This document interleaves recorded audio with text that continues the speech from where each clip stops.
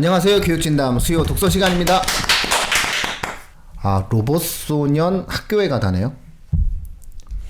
저 이거 한 줄 알았거든요. 네. 근데 안 했어요. 네, 그러니까 안 했더라고요. 책이 청소년용입니다.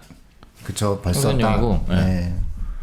대상은 아마도 학생들 읽는 수준을 보니까 중학교 1학년 학생들한테 읽혔더니 중학교 1학년에 약 한 40-50% 정도 재밌다. 네. 나머지는 조금 어려운 부분이 있다. 이 정도. 근데 초등학생들도 사실 읽을 수 있을 이거 법한 초등학생들 책이에요. 보는 것도 봤어요. 네. 초등학생들도 충분히 읽을 수 있을 법한 책이기 때문에 전 어렵다고 하는 내용들은 어떤 내용인지는 대충 알 수 있을 것 같은데 그 내용들이 사실 이 책 안에서 되게 중요한 부분들이기도 해요.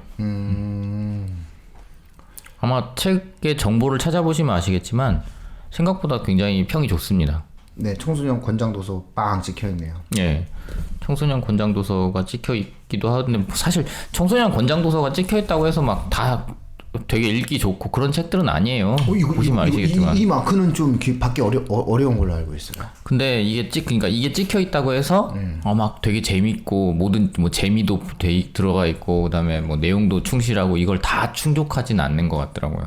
재미가 빠지는 경우들이 생각보다 많아서 그렇죠. 웬만한 청소년 권장도서는 예, 재미가 없죠. 그래서 그런 책들이 있으면은 좋겠지만 어쨌든 요 책의 경우도 그런 걸 다 충족하고 있는 책이지 않을까 하는 생각이 좀 듭니다. 두 분이 썼네요, 특이하게. 그러게요. 이런 책은 보통 한 사람이 쓰는데 이게 제가 생각할 때는 어쨌든 이런 책을 작성을 할 때는 그러니까 뭐라고 해야 되지?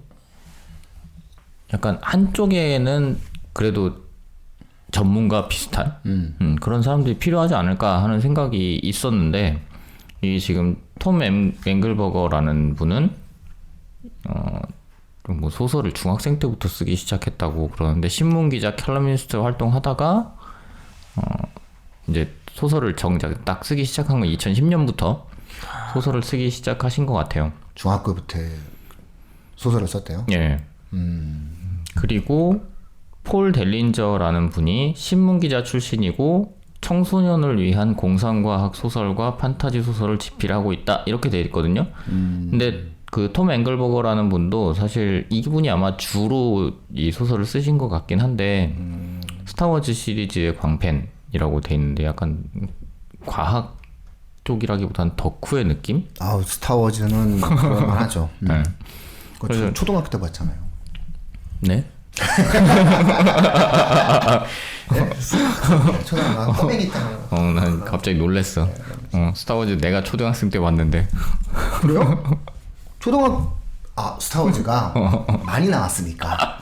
우린 다 같이 초등학교 때 스타워즈 광성검. 자, 그렇게 이제 이 책을 지으셨고 그다음에 번역자분께서는 이분이 사실 번역을 경희대학교에서 일본어 전공하셨다고 그렇게 돼 있더라고요. 여러 가지의 외국어를 하실 줄 아는 분이신 것 같아요. 근데 뭐 안쪽에서 번역에서 뭔가 문제가 있다거나 잘 안 읽힌다거나 이런 건 찾지를 못했어요. 근데 이 책을 제가 굳이 들고 온 이유는 이 책이 좋은 이유를 일단 설명을 해드려야겠죠. 이 책이 좋은 건 우리가 요새 이제 나오는 책들 중에서 그런 책들 되게 많아요. 그러니까 소설의 형식 안에다가 뭐 과학의 내용을 집어넣거나 뭐 다른 식의 어떤 다른 것과 융합시켜서 가는 그런 소설들이 생각보다 많이 나오고 있는데 이 책이 나오던 것도 아마 그런 식의 어떤 목적을 위해서 그러니까 과학에 대한 얘기를 하고 싶은데 소설의 형식을 빌어서 나오는 건데 이런 책들의 문제가 뭐냐면 재미가 없다는 거. 그러니까 내용은 충실하게 잘 반영하고 있는데 재미가 없어. 혹은 이것도 저것도 안 돼. 혹은 재미는 있는데 내용이 이상해. 재미는 있는데 뭐 어떤 지식을 충분히 전달하지를 못해. 마법천자문이라고 제가 대놓고 얘기하는 게 팟캐스트의 고유한 가치겠죠. 마법천자문 왜요? 보셨어요? 나 그거 재밌던데. 네, 재밌죠. 몇 권 봤는데. 내용이 없어요. 애들이 그걸 아무리 봐도 한자를 알지를 못해요. 그래서 그 수없이 많은 마법천자문을 봐도 한자는 모르게 되는. 네. 그런가요? 네, 그렇게 돼서 이제 재미만 있는 그런 내용이 됐죠. 아무튼 근데 이 책의 경우가 제가 이제 내용이 충실하게 반영이 됐다라고 말씀을 드리는 게 뭐냐면 되게 정교하게 로봇의 이론들 혹은 알고리즘 같은 것들을 줄거리 안에다가 되게 정교하게 잘 박아놨어요. 그러니까 그냥 줄거리, 보통 이런 책들이 어떤 식이냐면 이론을 따로 떼어놓고 이론을 설명하고 줄거리를 따로 떼어놓고 줄거리를 진행하고 이렇게 해서 서로 두 개가 같은 책 안에 들어가 있긴 하지만 한쪽이 한쪽을 그냥 서로 관계가 없어도 아무 상관없는 그런 모습을 띠는 경우가 많은데 이 책의 경우는 그 두 개를 잘 융합시켜 놔가지고 정말 융합이라고 생각할 때는 이 책은 굉장히 좋은 책이라는 생각을 하고 있습니다. 전체적인 어떠한 내용들을 뭐 미리 한번 살짝 언급해 주신다면? 사실 뭐 이게 스포일러가 될 것도 아니고 그렇죠. 네. 그냥 줄거리를 알고 읽어도 되는 책인데 네, 제가 기생충 얘기만 안 하면 됩니다.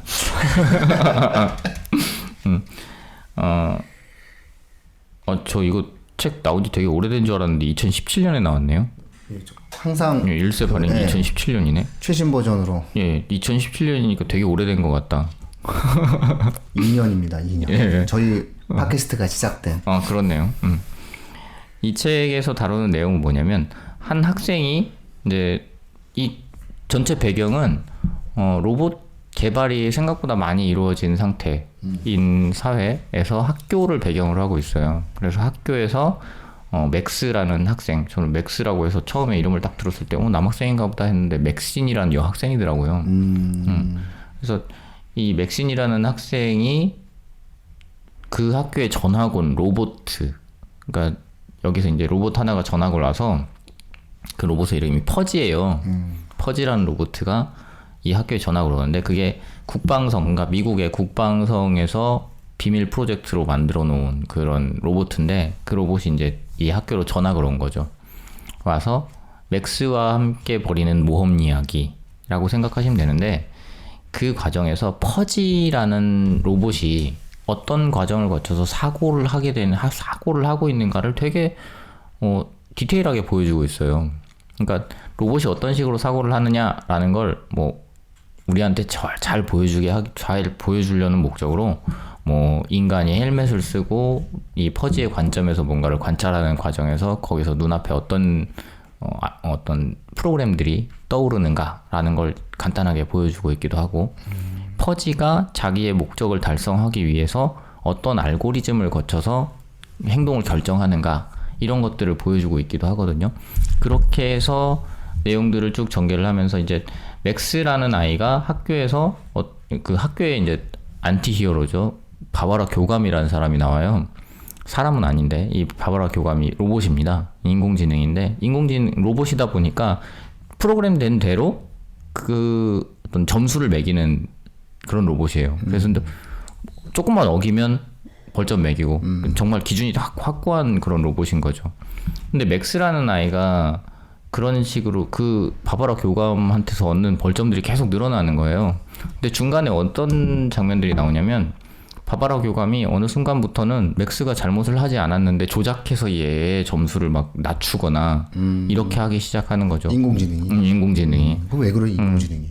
그러니까 그렇게 낮추면서 맥스는 이제 자기가 점수가 충분히 높은 걸 퍼지가 너 점수 내가 너 시험 보는 걸 봤는데 98.66점이야 라고 얘기를 해줬는데 자기 점수 채점에서 나오는 걸 보니까 68점이 나오는 거예요.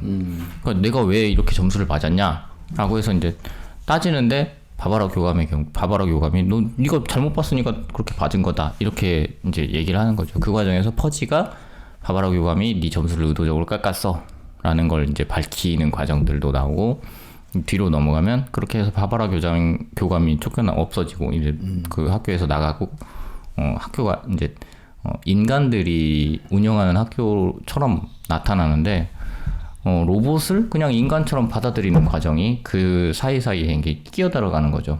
그러니까 초반에는 이 맥스의 엄마가 로봇이라는 것, 그다음에 디지털 기기에 대한 거부감이 굉장히 심해요.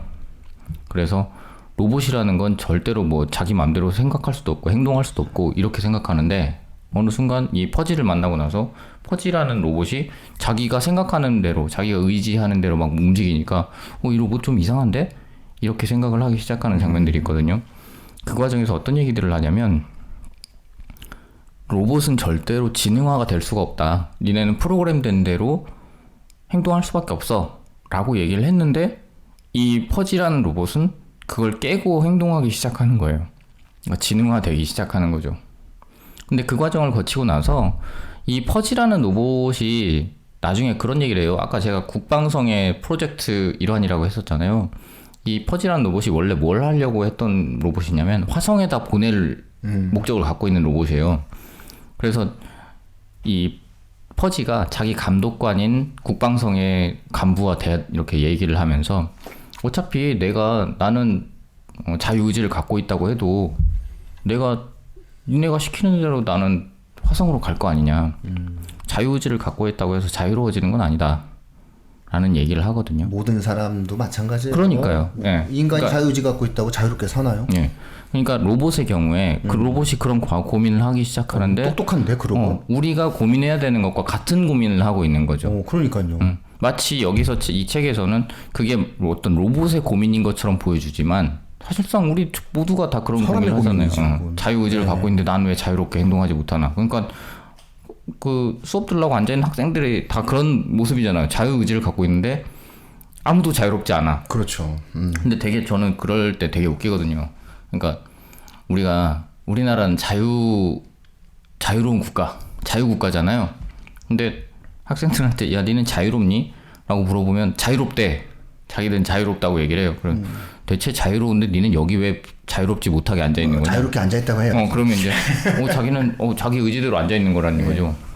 근데 좋아서 앉아 있는 거예요. 근데 생각보다 자유롭게 자기 의지에 따라서 앉아 있는 애들이 그렇게 많지는 않잖아요. 그럼에도 불구하고 우리가 자유롭다고 믿고 있어요. 그러니까 이거는 사실 말로 따져보면 충돌하는 부분들이 생각보다 많이 있는데 그 내용들을 이 책에서는 로봇한테다가 투영을 시켜놓고 있어요. 그게 로봇의 모습으로 나타나긴 하지만 사람도 물론 갖고 있는 어떤 고민인 거죠. 그러니까 이 책 안에서 등장하는 로봇의 행동들, 로봇의 생각들은 대체로 사람들이 고민하는 지점들을 그대로 투영하고 있는 모습들인 거예요. 근데 그런 것들을 너무 위화감 없이 자연스럽게 집어넣어 놓고 있거든요. 그래서 여기서 등장하는 로봇은 이름이 이제 퍼지라는 게 혹시 기억하세요? 퍼지 세탁기 옛날에 있었던 거? 네, 있었죠. 어떻게 알지 그걸? 그거는 정말 스타워즈도 극장에서 같이 보고 퍼지 세탁기도 알고 응? 옛날에 굉장히 가까운 듯한 세대의 느낌이 나는데 옛날에 퍼지 세탁기라고 있었어요. 네. 근데 뭐 제가 기억하기로 기능이 뭐 별게 있었던 건 아닌 것 같아요. 그냥 그렇지. 네, 버튼을 눌러놓으면 네. 그게 어떤 특정한 과정들을 거쳐가는 그 세탁기였던 걸로 제가 기억하거든요. 그렇죠. 원래 세탁기는 이렇게 뭐 다 눌러야 탈삭 누르고 네. 그다음에 세탁 끝나면 탈수 누르고 이렇게 눌러야 되는데 그걸 안 하고 그냥 하나를 눌러놓으면 동작을 알아서 하는 그 세탁기를 퍼지 세탁기라고 불렀던 것 같아요. 여기서 나오는 퍼지가 그 퍼지하고 아마 같은 의미일 것 같긴 해요.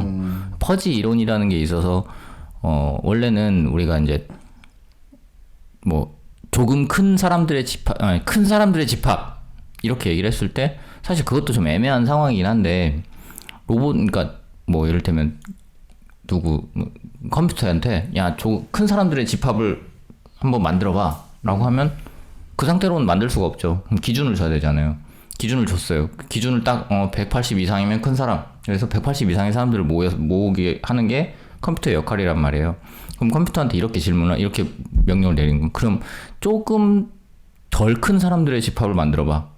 라고 하면 컴퓨터의 입장에서는 이 컴퓨터의 입장에서 기준은 양쪽으로 나눠지는 것밖에 없기 때문에 조금 크거나 조금 작거나 하는 식으로 뭔가를 구분하기는 어렵다라는 식의 생각을 갖는 게 이제 퍼지 이론이 적용이 되면 조금 크다, 조금 작다 같은 이런 여러 가지의 스펙트럼들을 전부 다 컴퓨터 혹은 로봇 인공지능 안에서 소화할 수 있다라는 식의 이론인데 딥러닝보다는 한참 이전의 로봇에 대한 이론이에요. 이게 1965년인가?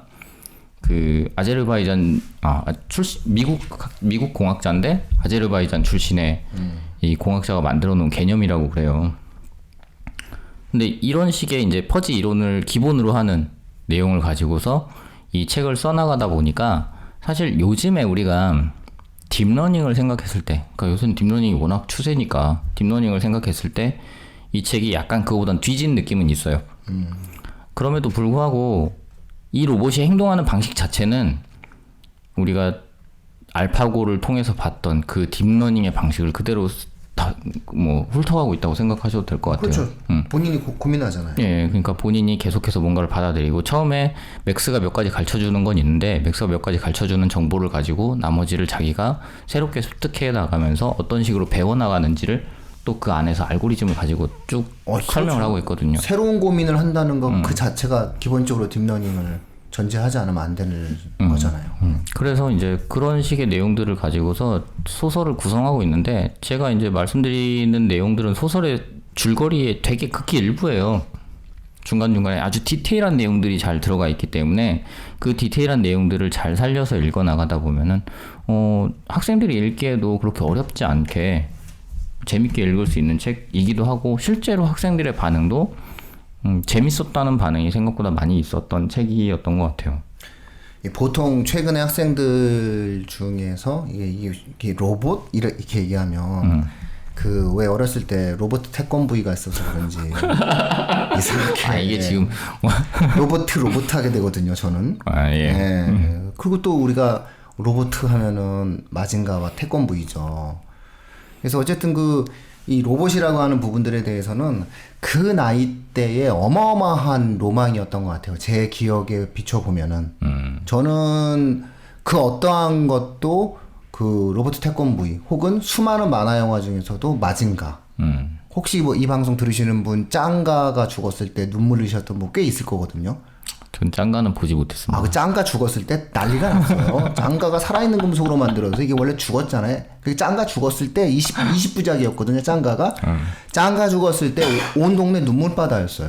그냥 다들 그 다음날 얼굴이 눈이 그냥 팅팅 다 부었어요. 짱가가 죽었다. 그러니까 로봇이라고 하는 것들에 대해서는 굉장한 어떠한 그 어린 시절의 로망이 있고 동경이 있는 것 같아요. 근데 사실은 이제 지금도 보면은 그 로봇에 관련된 그 활동을 되게 많이 하잖아요. 어찌 본다면 뭐 전체적인 운영 체제를 놓고 본다면 코딩도 그 일종이라고도 볼 수 있죠. 예, 아주 넓게 본다고 하면은. 그래서 사실은 여기에 관련된 학생들이 굉장히 많은데 이걸 딱히 책에 대한 문제로 접근을 하잖아요. 진짜 없어요. 예. 그제 찾아보기가 쉽지가 않아요. 학생들이 접근할 만한 책이 없죠. 그래서 꿈이 로봇공학자인데 관련된 책이 뭐가 있냐 그러면 정말 없어요.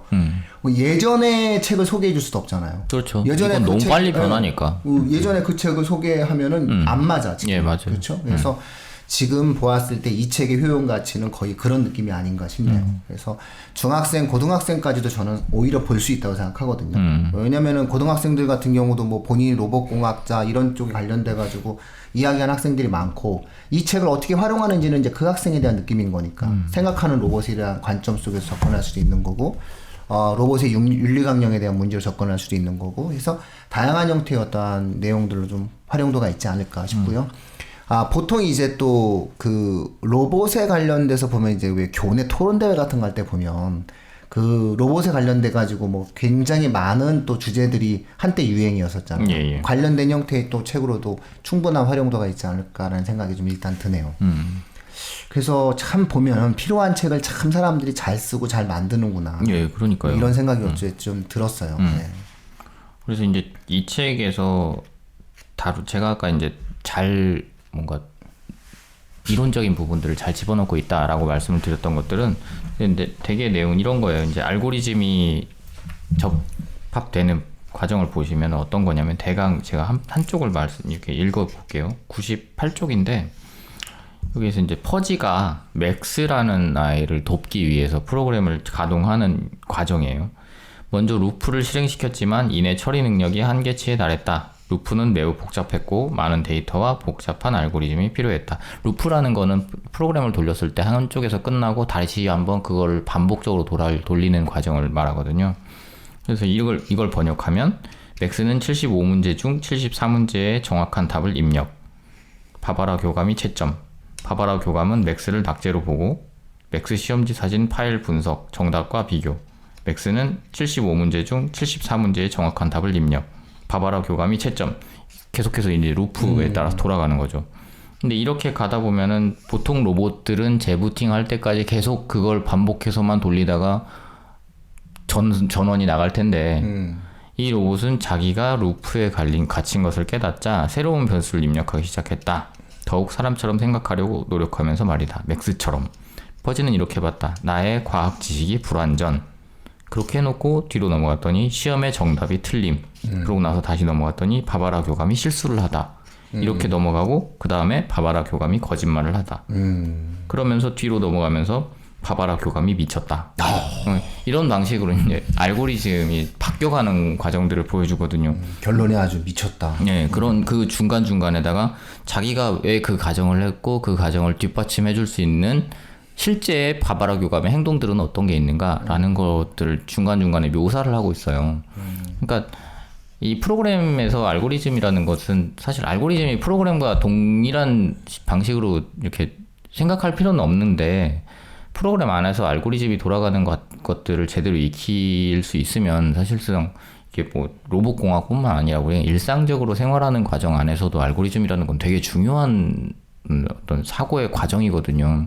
그래서 실제로 알고리즘만 대상으로 해서 쓴 책들도 되게 많아요. 근데 이 안에서는 그 알고리즘이 프로그램에 접합됐을 때 어떤 식으로 변화를 겪어갈 수 있는가, 혹은 정확한 알고리즘의 과정을 만들어내기 위해서 우리는 어떤 증거들 혹은 근거들이 필요한가 같은 것들을 되게 슥 훑듯이 넣고 있기 때문에 학생들이 그냥 줄거리에만 집중해서 읽는 것보다 그 안에 들어가 있는 하나하나 한 줄 한 줄 퍼지의 행동 하나하나가 왜 그럴까를 고민하면서 읽기 시작하면 학생들이 읽어서 얻을 수 있는 내용들이 생각보다 많은 책이라는 생각이 있어요. 로봇 얘기네요. 그러니까 로봇은 사실 우리가 요새는 이제 그렇게 생각 안 해요. 로봇 얘기죠. 로봇은 깡통 로봇도 있고.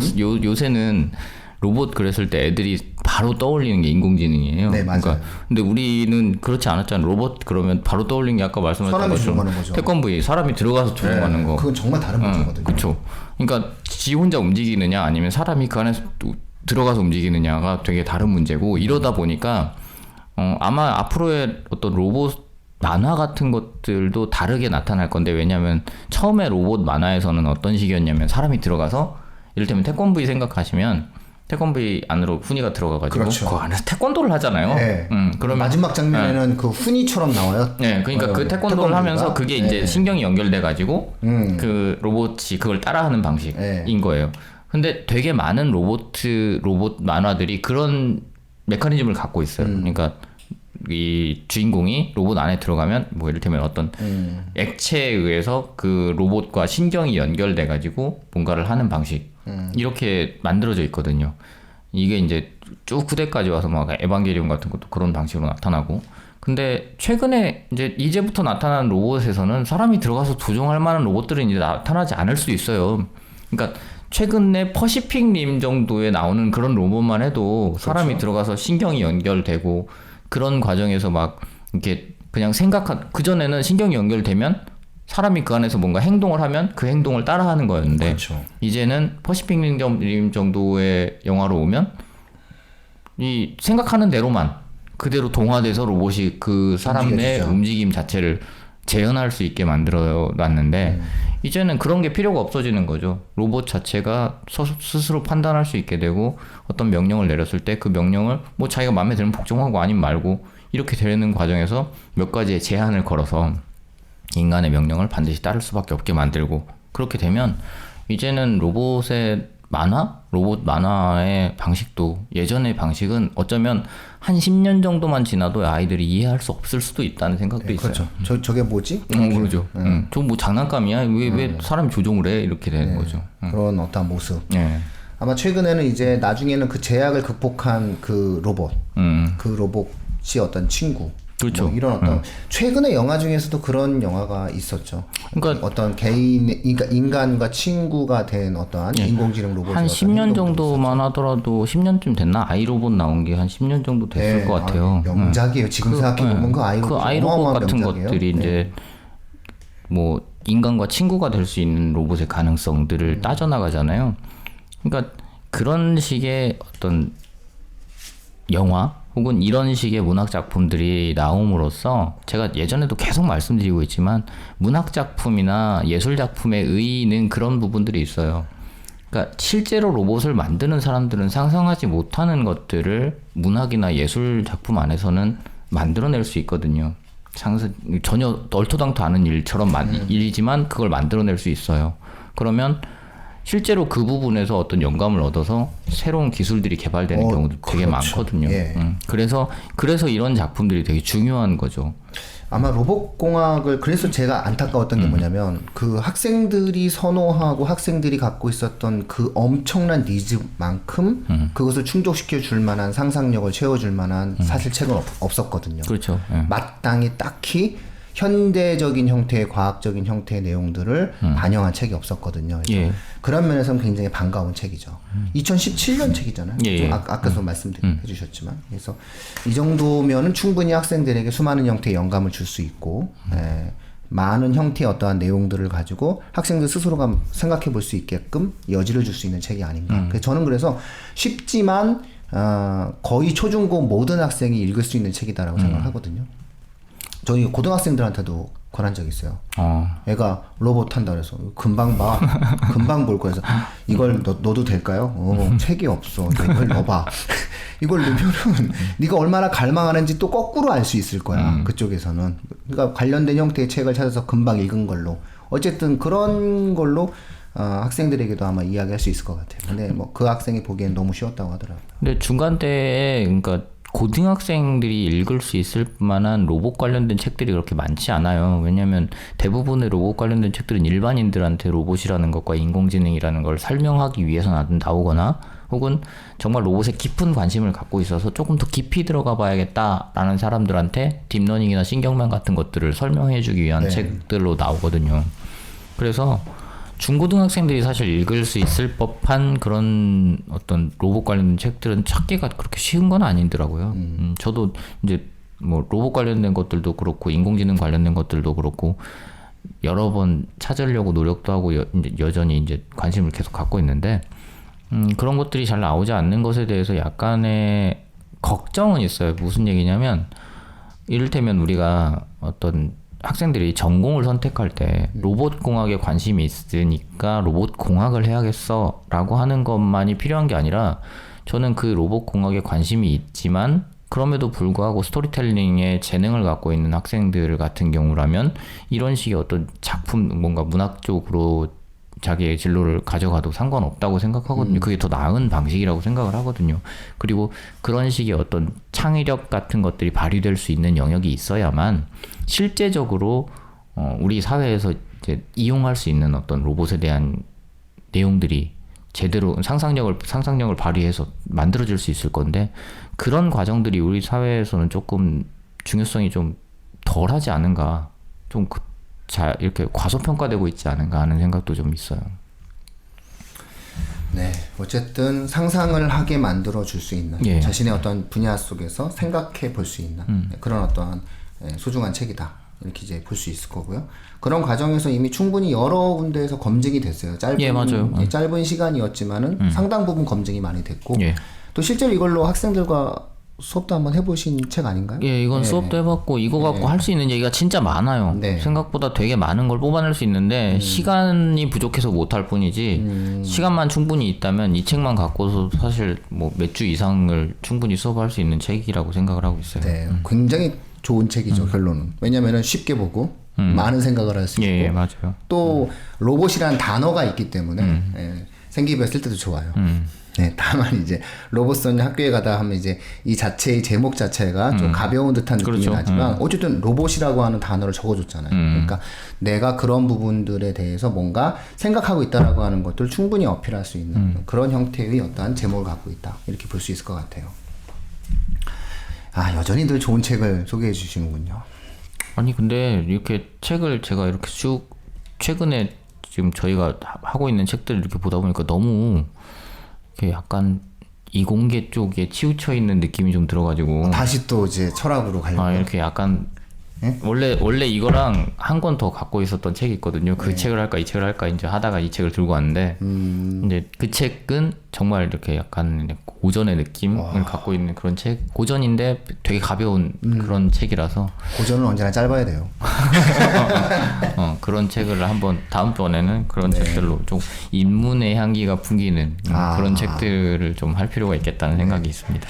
예, 청취자분들 제가 읽는 건데요. 이거 원래 저희가 이제 영화 기생충이 나왔지 않습니까? 그래서 이제 그 인문학적인 어떤 흐름이 있어가지고 우리가 기생충 방송을 한번 해보자. 독서 방송에 그랬더니 세훈쌤께서 나는 당분간 볼 생각이 없다. 아니 그러니까 영화를 안 보면 얘기를 못 하는 거잖아요. 예, 그래서 근데 원래 이제 저희가 이상학 감독님 계시잖아요. 예, 그 봉준호 감독님 그 이번에 영화를 만든 봉준호 감독과 같이 그 파리 클레르망 영화제 갔던 거잖아요. 그 한 2년 전이었죠? 예, 2년 전에 아마 그 젊은 전 세계 감독, 한국 감독 8인 해가지고 가는데 같이 이제 참여했었던 이제 이상학 감독님을 모시고 저희가 기생충의 영화에 대해서 이제 한번 이야기를 좀 빠른 시간 내에 가질 수 있도록 하겠습니다. 아마 700만 봤거든요 지금. 그래서 일주일 시간 더 드릴 테니까 시간 되시면. 아니 저는 원래 제가 제일 좋아하는 배우가 송강호예요. 저는 송강호가 나오는 영화는 스포일 하고 싶어. 무조건 좋다고 생각하고 있어요. 스포일 하고 싶어요. 그리고 송강호와 봉준호가 같이 찍었으면 그 영화는 그냥 무조건 정답인 거지. 그렇죠. 이게 뭐 황금종려상을 받았거나 안 받았거나 상관없이. 근데 사람들 반응이 너무 이상한 거야 지금. 왜냐면 황금요성을 안 받았으면요 이거 700만 못 갑니다. 황금요성 받아서 이게 700만을 갖지 않았을까 싶어요. 네, 저는 충분히 기대하고 있습니다. 나름 즐거워요. 나름 즐겁고 그 영화를 보면 막 떠오르는 어떠한 이미지가 너무 많아요. 너무 많은데 되게 불편하고 힘들 수도 있겠다. 보는 사람들에 따라서는. 어쨌든 그런 것들을 좀 많이 느꼈어요. 그래서 가족 영화는 아니다. 네, 그러니까 학생 하나가 보고 너무 무섭다고 그러더라고. 그 영화 자체 부자예요. 제가 이 정도 스포일을 할 수 있는데 그거 보고 너무 무서워하는 학생은 굉장히 부유한 학생이에요. 그렇구나. 네, 굉장히 부유한 학생이고 이제 화목한 학생이 되죠. 어쨌든 그 어떤 영화여서 저도 사실은 그 영화 되게 얘기하고 싶으니까 일주일 드리겠습니다. 이상학 감독님이 다음 주 일요일 날 시간 되신대요. 영화를 안 보고 이야기하는 방법에 대해서 제가 다음 주에 말씀드릴게요. 그렇죠. 이것도 괜찮아. 이거 우리 지난번에 그 책 안 보고 얘기하는 거 있잖아요. 얘기하세요. 다만 스포일이 들어간다. 미안하다. 그 얘기를 하는 거야. 미안하다. 네. 우리는 스포일을 한다. 어쨌든 이런 거고. 청취자분들 저기 아직 안 보신 분들 항상 대기하셨다가 보시고요. 이런 방법도 있어요. 뭐 이렇게 예를 들어서 일단 우리 방송에 올라왔지만 팟캐스트 방송에 올라왔지만 일단 듣지 않고 있다가 이거 특별판으로 금요일 날 이제 그 방송할 예정이거든요. 그러니까 다음 주 금요일 날 찍고 그 다음 주 금요일 날 이게 방송이 되는 거니까 아직 열흘 남았어요. 근데 사실 열흘이면 거의 뭐 900만이다 1000만이다 볼 사람 다 본 거거든요. 그래서 그렇게 한번 저희가 이야기를 해볼 최근에 본 영화 중에서는 가장 생각이 많았던 그런 책이었어요. 물론 이제 그 영화가 다 끝난 다음에 저에게 묻죠. 네가 본 영화 중에서 가장 즐겁고 괜찮았던 영화가 뭐라고 생각하니? 라고 물어보면 저는 그래도 라라랜드예요. 엔드게임. 저 엔드게임. 엔드게임? 엔드게임. 어벤져스 4. 그렇죠. 어벤져스는 또 명작이죠. 어쨌든 저는 그 영화를 꼽을 거예요. 근데 즐거웠었습니다. 그래서 청취자분들 미리 좀 저희가 예고 드립니다. 그러니까 영화를 찍으신 감독님을 한 분 저희가 초청해서 그 감독님과 함께 이야기해보는 시간을 갖도록 하겠습니다. 그 봉준호 감독님과 그 파리에 가서 무슨 일을 했는지도 한번 저희가 한번 여쭤보겠습니다. 아무것도 안 한 거 아니야, 막? 아무것도 안 했겠지. 근데 사실 그 방송할 때 얘기하겠지만 제가 하고 있는 이 일이 초창기 그 봉준호 감독과 관련이 있었어요. 되게 궁금하죠? 봉준호 감독은 모르는. 아니 예전에 한번 말씀하셨던 것 같아. 그래요? 그래서 어쨌든 그런 일도 있습니다. 그래서 그 부분은 아마 혹시라도 왜 시사적인데 몇 번 영화에 대한 이야기도 했는데 드라마도 방송했는데 기생충은 왜 안 하지? 라고 생각하시는 청취자분들이 있을까봐 저희가 미리 말씀드립니다. 열흘 시간 드립니다. 열흘 시간 드리면 저희가 방송해서 올려드리고요. 특별판으로 저희가 찍겠다. 금요일날 정도에 올려드리겠다. 이렇게 말씀드릴 수 있을 것 같아요. 그러니까 결론은 다음 주에도 책을 보셔야 됩니다. 예, 독서에 관련된 방송은 굴하지 않고 저희는 계속적으로 진행을 해나갈 거다. 일주일에 한 권도 부족하다. 일주일에 원래 2권 해야 되는데 우리가 다 2권은 못 읽으니까. 예, 그래도 우리 스스로는 우리 시대에 그래도 일주일에 책 한 권을 읽어야 되지 않을까 생각으로 이제 갑니다. 간만에 로버트 얘기 나왔습니다. 캣산이라는 영화도 있었는데. 캣산은 만화도 있고 영화도 있죠. 예, 캣산. 그것도 상당히 굉장히 궁극주의적인 영화던데. 굉장히 궁극주의적이고 집단주의적이고 그리고 개인의 희생을 굉장히 강요하고 이미 어쨌든 이런 형태죠. 그러니까 어린 시절에 보면은 우리가 이 만화라고 하는 것을 통해서 로버트를 접하잖아요. 그랬을 때 보면은 사실 뭐 독수리 오영재도 그렇고 전체적인 어떠한 만화 자체가 이제 일본 애니메이션이 막 들어왔잖아요. 근데 그 과정들 속에서 우리가 무비판 쪽으로 들어왔었던 것들이 상당수가 있었던 것 같아요. 그래서 그런 면에서 봤을 때는 상당히 검증되고 다양한 상상을 할 수 있는 책으로서는 괜찮은 책이다 라는 생각을 다시 한번 거듭 말씀드립니다. 미래인 출판사네요. 출판사 혹시 이거 출판사요? 예. 아니 이거 이 출판사는 제가 그렇게 많이 접하지는 못했어요. 근데 청소년용으로 꽤 많이 책들을 내고 있는 것 같아요. 이게 되게 유명한 책들 많거든요 여기. 그러니까 청소년들 입장에서 예, 그렇죠. 유명한 책들. 영어로 읽은 학생들 되게 많을 거예요. 네. 이 책 자체도 영어로 읽은 학생들이 아마 좀 있을 거라는 생각도 있어요. 그런 책들을 많이 내고 있는 출판사인 것 같아요. 그래서 이 이름이 미래인인 것 같은데. 청소년 권장 도서가 굉장히 많이 됐네요. 이쪽에 관련돼서는 상당 부분 자신만의 노하우를 갖고 있지 않나 그런가 싶은데요. 봐요. 예. 초콜릿 레볼루션 이거는 아마 본 학생들이 꽤 있는 것 같은데 그렇죠? 저는 잘 모르겠어요. 어쨌든 이 책 여기 제목들을 학생들한테 보여줬을 때는 꽤 많이 알고 있더라고요. 네, 그래서 미래인 출판사다 이런 것까지 말씀드립니다. 가격도 적당한데요. 이거 가격 그대로인가? 아마 그거일 거예요. 느낌상 10,000원을 넘지 않으면. 네, 오늘 뭐 이 정도 말씀드리고 아마 책이 되게 수월하게 읽을 수 있는 거예요. 금방 읽을 수 있어요. 2시간? 성인이 보면 2시간. 성인 1시간도 안 걸립니다. 아니 2시간 정도 걸릴 거예요. 이 본인이 이렇게 볼 때는 예. 사람들 볼 때는 2시간으로 말해주는 게 적당합니다. 이 페이지가 몇 페이지인데 이걸 갖다가 지금 230페이지인데 물론 그래서 한 2시간 정도면 넉넉히 볼 수 있는 책이니까요. 영화 한 편, 드라마 한 편 보셨다라고 생각하고 같이 읽은 다음에 자녀분들과 함께 즐거운 로버트 이야기 하시는 것도 괜찮지 않을까 싶습니다. 자, 오늘 수요 독서 시간 로봇 소년 학교에 가다 여기서 마치도록 하겠습니다. 고맙습니다. 감사합니다. 감사합니다. 감사합니다. 감사합니다.